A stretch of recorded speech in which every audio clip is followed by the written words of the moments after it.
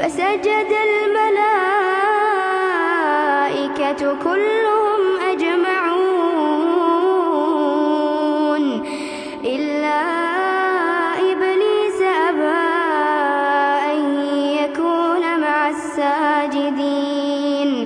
قال يا إبليس ما لك ألا تكون مع الساجدين؟ قال لم أكن لأسجد لبشر خلقته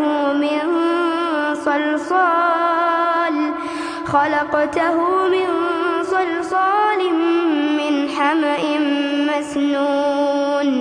قال فاخرج من